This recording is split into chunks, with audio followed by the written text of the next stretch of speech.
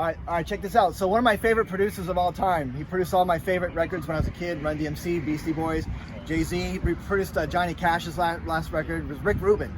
Something he said that really stuck out. He said, true art divides the crowd. You can't make everybody happy. It's just a fact of life. And if you try, first, you're not genuine, right? As Bruce said, self-actualization, not self-image actualization. People like want to find this thing they think was going to be cool and make everybody happy and then try to go for that. Well, if you're not doing what's authentically you, it's not going to work.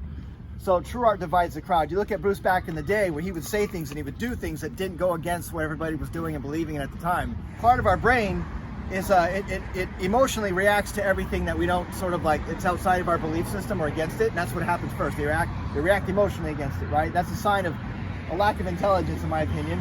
It's actually true. It's a sign of lack of intelligence and exposure to things, but true art divides the crowd. This is exactly what Bruce Lee was doing back then. You get people on both sides of the fence as far as it went back then and even now. Most people are on our side of the fence, but you see it today. So do what's real, like do what's authentically you and be yourself. And that was the whole point of, that's a big part of the art. Be true to yourself, right? True art divides the crowd. If you're yourself, you're gonna have people who love you or hate you. But that's when you know you're doing something right. Because you've got people who get it and they love it, and you've got people that hate it because whatever, they're emotionally reactive to it, or they don't understand it, or it goes against what they've spent their time on, the sunk cost theory, right? They spent their time on. My opinion is keep an open mind. Learn from everyone you can. As Bruce said, learn everything you can from everyone you can.